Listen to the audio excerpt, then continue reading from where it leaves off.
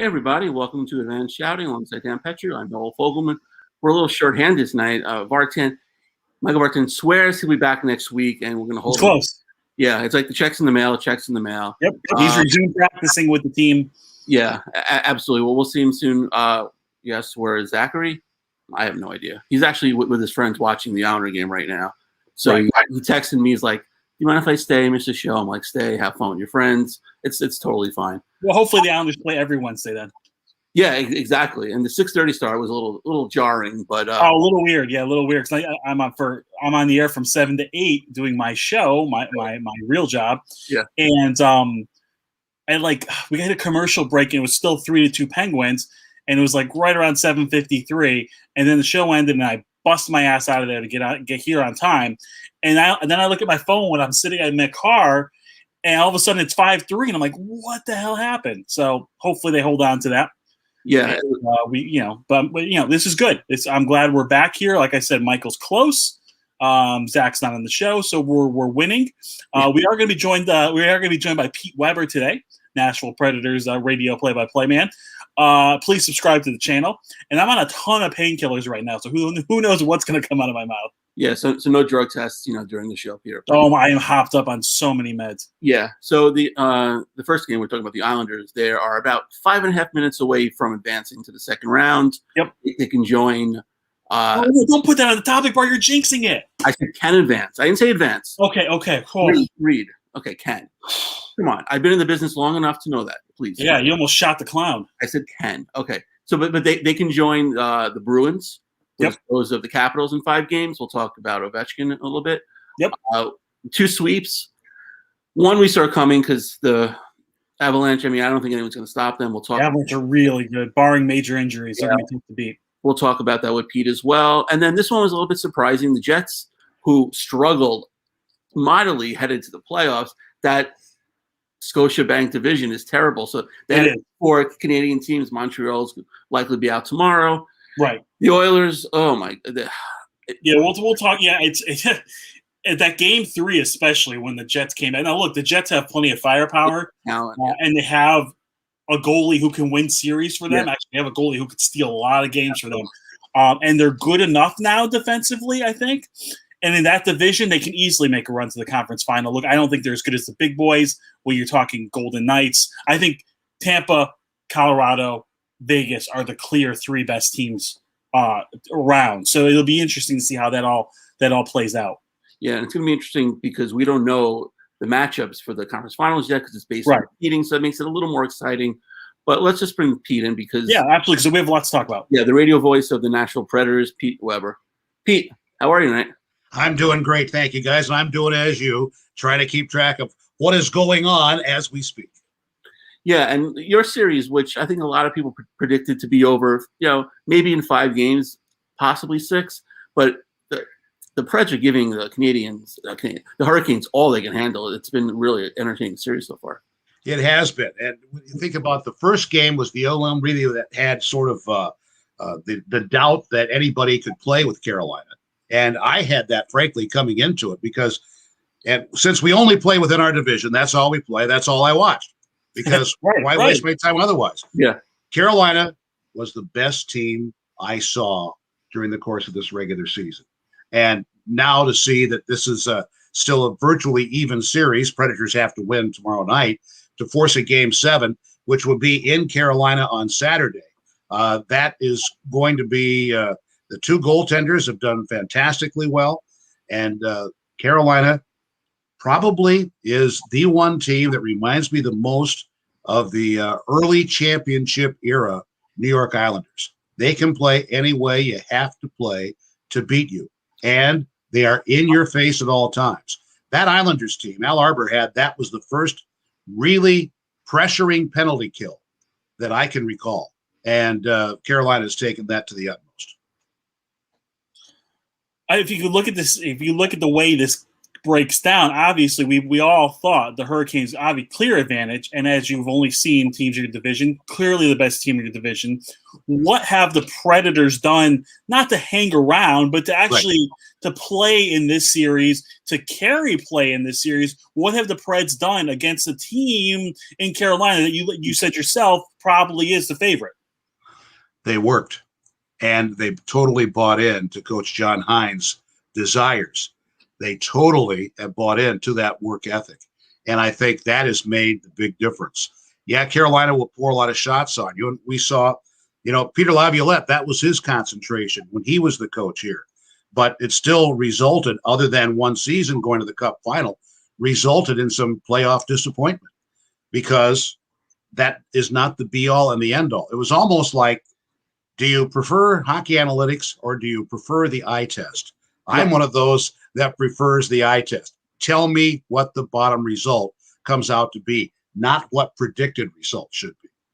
Now, see, when it comes to that, I always quote Vin Scully. Vin Scully had a great thing about analytics. He said, analytics need to be used like a drunk man uses a lamppost to support you. You use it to support your argument, but it can't be the only part of your argument. Right. And if Vin Scully said it, by God, I'm going along with him. I'll tell you that. I just like a reason to bring that quote back. It's one of the greatest ones I've heard.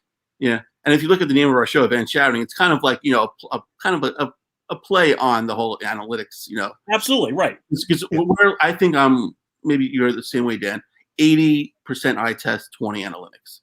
I've actually think I've moved more towards the importance. I'm probably 70-30. Like, I understand there's certain things like at the end of the day, you can do all these great things, but goals and assists still really matter if you're a forward. Yeah. But I do understand the value of puck possession. I do, I understand the value of some of the more advanced metrics.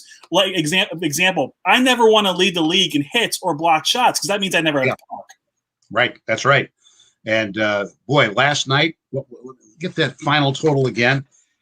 I think Carolina had more hits than Pete Rose had in his career. No, they had 66 hits last night. Oh, my God. 66-40 were the hits. Well, then there's a difference, too, where Carolina has the puck, but they still beat the snot out of you every chance they get. Right. That's right. They love doing that because it's sort of like go to the body and then the head will die, right, from boxing? Yeah. Right. But you know what I love about these two teams? I know it's going to change next year. They'll probably go back to the regular realignment. These two teams need to be in the same division. I agree. They don't like each other. Not too far proximity. I'm not great. It's a 1 hour flight. It's not too bad. It'd be perfect. It's a great rivalry. And the second closest team in terms of flights is also in another division, the Columbus Blue Jackets. Exactly. Right. That's a 45-minute flight. Right. And the trip to Raleigh is like right at an hour. Yeah, absolutely. Because they don't belong in the division with the Northeast teams.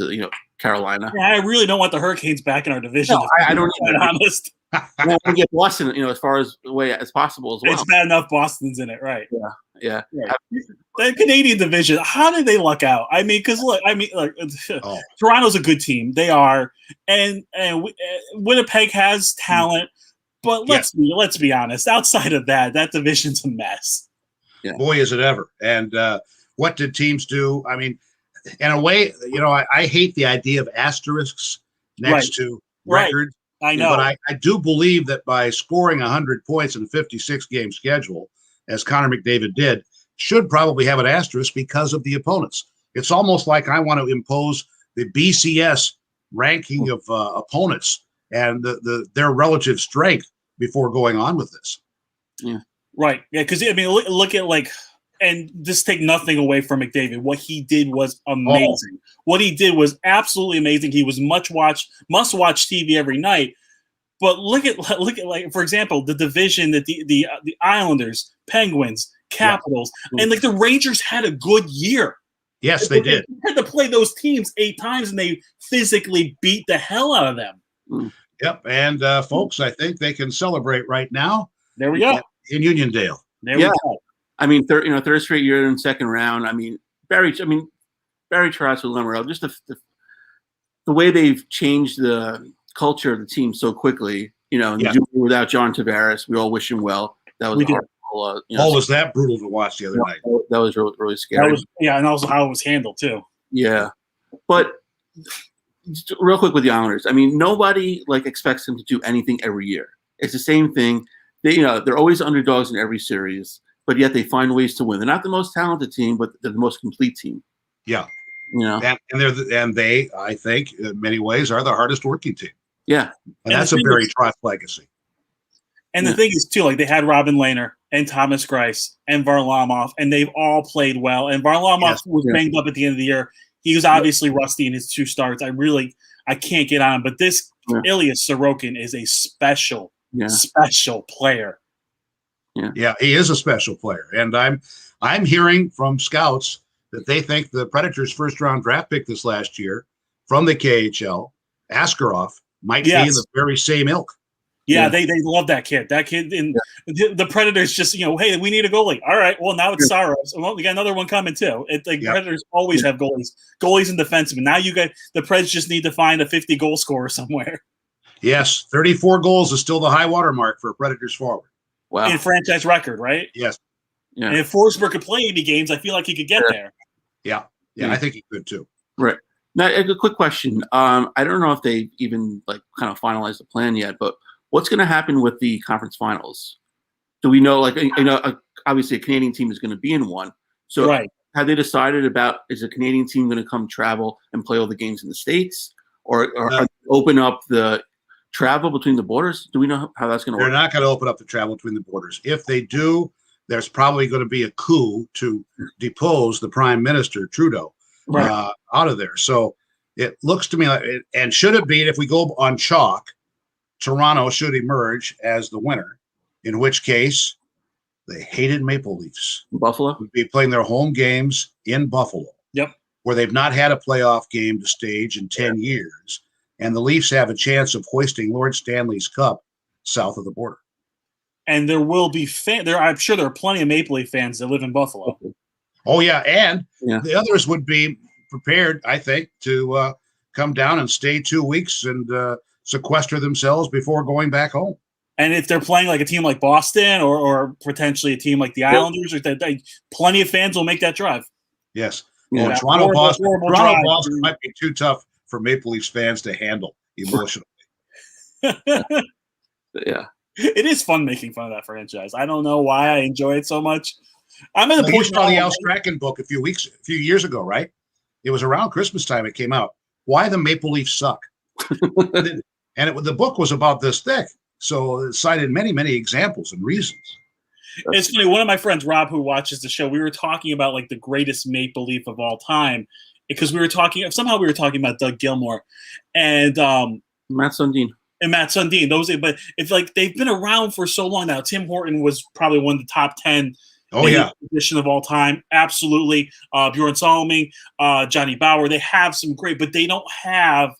There's no Rocket Richard there. There's no Gordie Howe. There's no Bobby Orr. If you're going to the original 6 franchises, they don't quite have that. No, they had guys who, honest workman, Silaf Sr.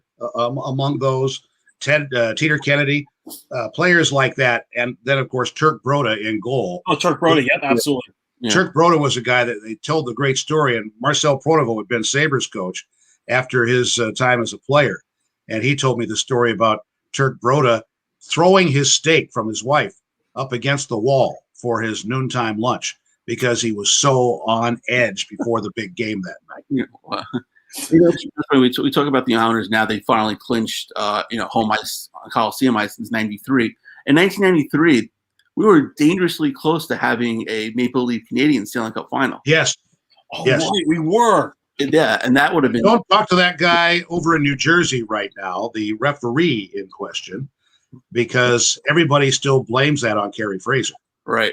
Yeah. Speaking of the referees, we were going to talk about this. But since we have you here, I want to talk about this. Look, I understand. I am all for letting the boys play. I'm all for that. But if we're watching the playoffs now, we've gotten to a point where letting the boys play has changed and is influencing the on-ice product. Yes. Where at times it doesn't look like the same sport. Where at times guys who, like McDavid, can draw an infraction during the regular season, he's getting the shit kicked out of him, and now suddenly those aren't penalties anymore. I understand letting the boys play, but don't you still have to call the rule book? I think that you do. I agree with that Yeah. because I think what we have seen when they don't, the games turn into something resembling the Calgary Stampede. Yeah. I mean, the calf roping and all that stuff going on and not getting called. So it does, by not wanting to dictate the game as an official, you are in effect dictating the game as an official. Not Absolutely. Yeah. Now we have a question in chat for you, Pete. Okay.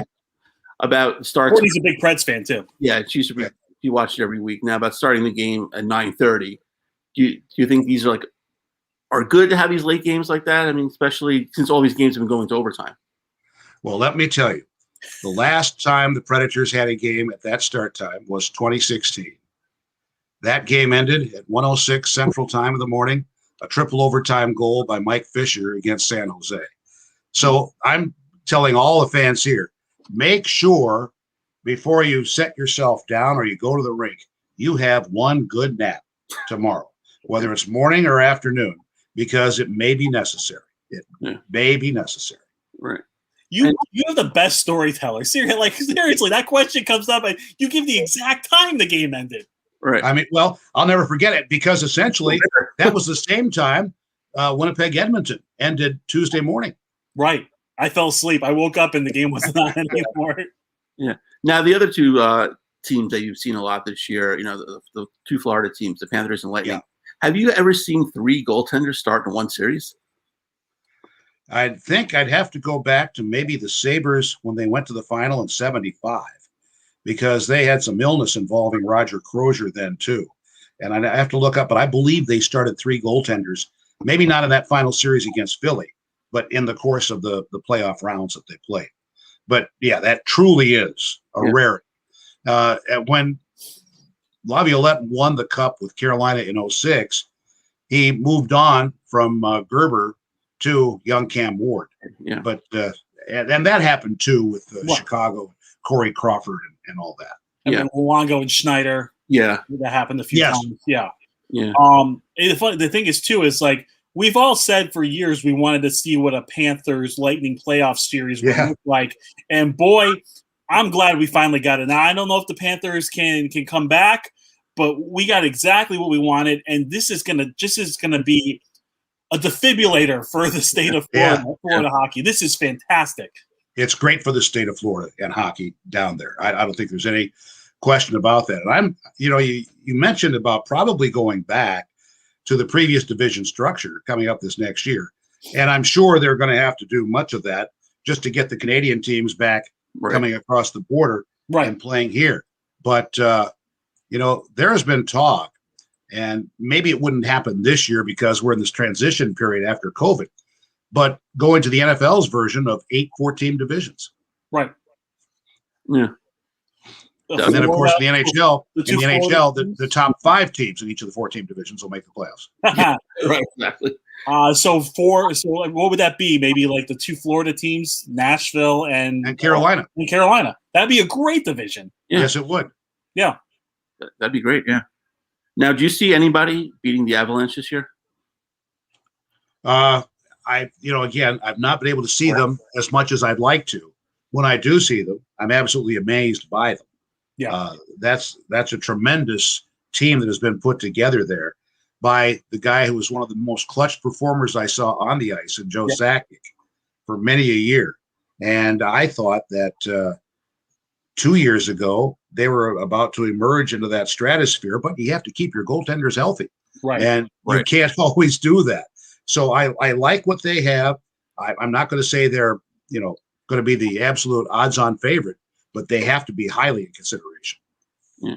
And they almost ran him out of town. The whole Matthew Shane situation. And yes. All of a sudden, he's GM of the year again. Look at the return too from that. I mean, you were able to get Sam Girard, who is a top pairing defenseman, who doesn't even play in the top pairing. Right. And then you have they also got, what else did they get in that deal? Well, you got Kamenev from us as well. That's right. With Girard. Right. And Kamenev broke his arm. That's right. Yeah. And then they got Ottawa's pick, which turned out to be Bowen. Bowen Byram, right? Bowen Byram. So that worked out. Yeah. Now, one thing you got to know about Girard, if there's to be a team party, he has been trained as a classic opera singer. Really? He actually sang at a team function his rookie year before he got involved in that three-way trade with Ottawa and Colorado that ended up with Kyle Turris coming here. Yeah. Oh, that's great. See, there you go. Another great story, Pete. I swear you can just good Jason Arnott stories. Yes. See, a random Predator. Yeah. He claimed he was concussed in a goal celebration by Alex Radiloff during I remember that Radiloff the 07 run. Yeah. Right. But all of us looking at the video are trying to conceive of how he was concussed by somebody just jumping in his arms. He didn't bang him into the boards or anything. Right. Now he hurt his shoulder too in that goal celebration. Yeah. Yeah. Now, what are your thoughts on obviously Wayne Gretzky resigned as the Oilers, wherever the was that sort of made it anticlimactic for the TNN announcement. Oh, absolutely, you knew right away. Now, what are your thoughts on him? Because it seems like the NHL is the only sport that didn't have a Hall of Fame type player as one of their analysts / announcers. All the other sports did. Now they bring in obviously the best player of all time. I can see it going two ways. He can be great, or he can be like Joe Montana was. Now I don't. Yeah, could be. Yeah. Could be. Yeah. Now, what are your thoughts on that? But I think that Wayne has a treasure trove of stories. As a matter of fact, today I was even envisioning, as I was listening to the conference with Turner Sports, that he might even start a feature called "Stories from Wally's Vault" about his father, because some of those are just absolutely legendary, and he would, I think, be all for it, touting what his father did to prepare him for the great life and career that he had. Yeah. Wayne, don't go where the puck is, go where it's going to be. Right. is the main tenor there. Yeah, I took my son to a trip to Toronto a few years ago, and we went to the restaurant, and unfortunately closed that. Yes. And Walter was there. He came over to all the table, took a picture of my son, autograph. So super, such a nice guy. I can only imagine the stories that Wayne has. Yeah, we were there March 11th. Before we flew home as the pandemic hit. Right. I was in my hotel room in Toronto. I played in Montreal the night before. In my hotel room in Toronto, watching the NBA on Rogers Sportsnet, and then seeing the quick cancellation of the Thunder and Jazz game, and realizing we were all in for something, having no idea the depth and the length that this would be involved with in terms of time. Yeah. Now, are you still calling all your games remotely? Have you been back into Yeah. So last night, there were 6 of us upstairs in the broadcast area doing television and radio. And the one thing I keep in mind, for those games, I dress very warmly. Sweaters, insulated vests, etc. And then tomorrow night, with over 14,000 people going to be in there, I will dress more like I'm doing a baseball game, because it's going to be like summer inside there. Right. And of course, outside now here, it was in the 90s yesterday and today. So you have to accommodate. Now, that the reason it was so cold when there's nobody else in the building was the fact they have to keep it cold for the ice when the game comes back. So I believe we registered 59 degrees when we walked through the curtain to go into the upper bowl. Right, and you're in an empty arena, too. That's got to be so cold. Crispy was working even closer to the ice in their television setup, and his hands didn't work after the first period. They were too frozen. Right. Those heat warmers, hand warmers. Yeah. Well, I've got one, guys. Right. I was gifted my cat is laying on it right now, so I can't get to it. But it's a USB hand warmer. So you just attach it to your computer. You need to warm up your fingers. There you go. That's all. Where'd you get that? From a friend at Christmas. Nice. That's quick. That's good. Because those little pocket things. Remember, we got those in Boston because we're at the 03 World Series, and it was October, and it was 28 degrees. So none of us took clothes for 30-degree weather. And I got those hand warmers, and those I was trying to pop them, and the whole thing exploded. And they're like dipping dots that were burning my hands. Yes. Yeah. Well, it's kind of like the first game in the history of the Toronto Blue Jays in April of '77. Right. I was there, and prior to the game getting started, Alan Ashby of the Jays had his shin guards on his feet and we're using 2 fungo bats to like cross-country ski across the artificial turf outfield. Wow. Yeah, that's hard to, if you would think about it. The Blue Jays played outside for a very long time. Yeah, from 77 to 89. I used to work with Harold Reynolds, and he talked about his year playing in Edmonton in like late April and May, about how if you foul one off and it felt like your hands were broken afterwards. Right. Yeah. The old Edmonton Trappers. Yes. That's right. I think I have their hat somewhere in my mom's house still. Yeah. Triple A team in Edmonton. That's unheard of. It's criminal. It is, absolutely. Yeah, domes should be mandatory. Yeah. Beautiful Renfrew Park. Yeah. But Pete, we appreciate your time again. Have a good game tomorrow. Hopefully, it's in regulation, and it's not your last one. Yes, that would be nice. Yeah, but thanks again for every time you come on. Really, absolutely, guys. Thank you for asking. And if you want some Cliff Ronning stories, when he gets the Islanders. Yeah. Ronning was called for high sticking against Zdeno Chara, then with the Islanders. He high sticked him on his thigh. That's the disparity in height between Cliff Ronning and Zdeno Chara. Yeah, and Ronning was an Islander for like a month. Month, yeah. Right after the trade down, he was 97, something like that. But yeah, so bad that year. A great guy to work with. Right, Pete. Thanks. Take care, guys. Okay. Thank you, Pete. Bye. Thank you. I love Pete. I mean, he's the best. He makes our show like I had a rough day at work. I was kind of down.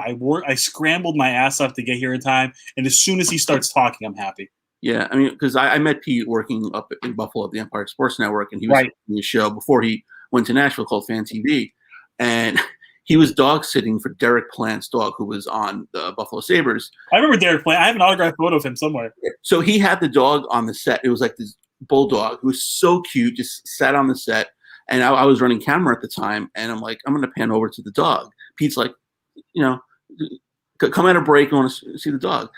So I pan over, and the dog's just sleeping, and Pete's just doing a dog voice. He's like, oh, welcome back. It was just so fun, and Pete has such a great sense of humor. He really does. Yeah. You can ask him about anything too. Like his baseball knowledge is through the roof. Yeah, no, he's awesome. But another story, it was kind of historical. Actually, it was historical. Was Phil Mickelson winning the PGA tournament, the oldest player? It's amazing that 50 would be the oldest player.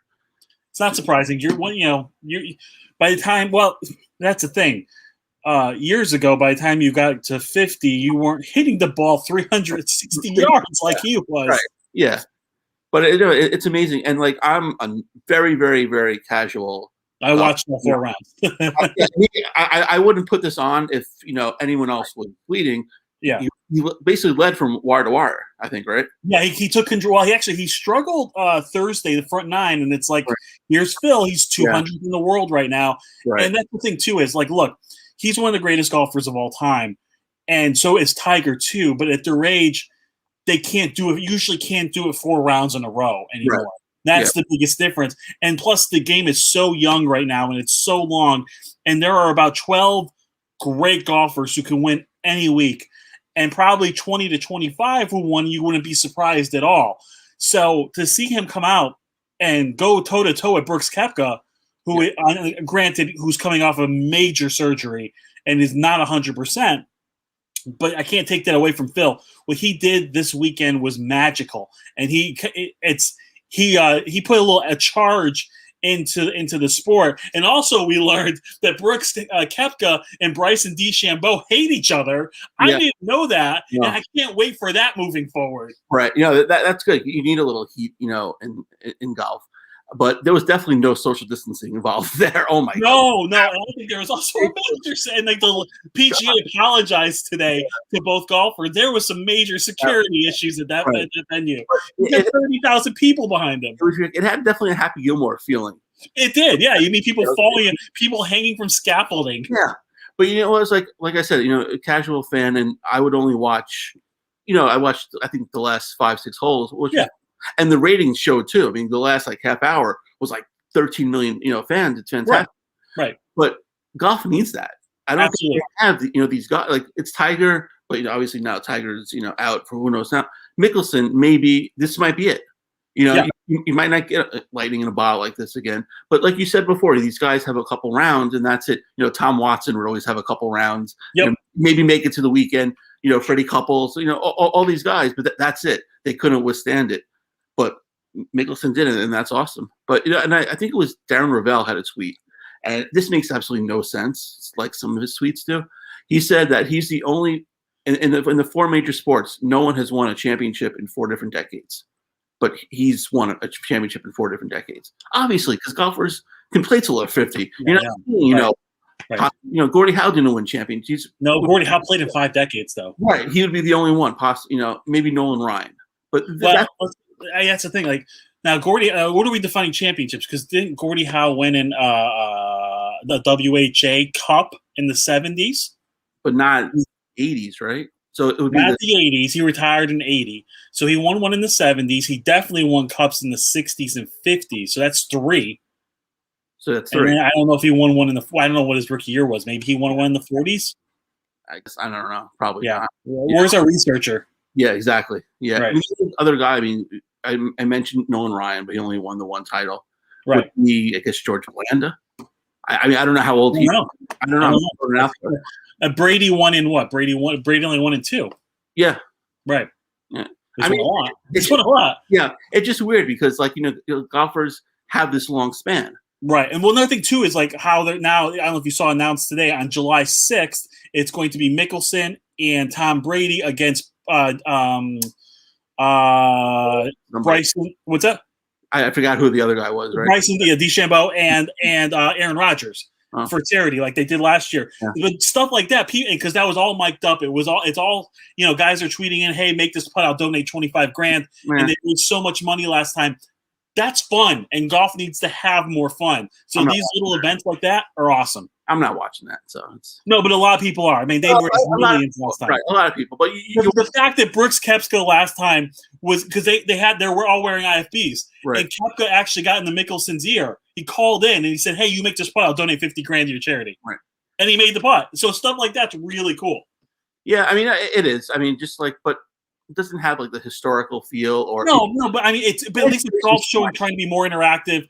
Right. I mean, a bunch of money for charity and having people buy in, bringing up people from other sports. I like it. I think it's cool. And I think Steph Curry's going to be pro golfer whenever he retires. I mean, I wouldn't doubt that guy. He can do anything he wants. I mean, it's a shame that, they didn't advance in the playoffs and losing in the play-in game.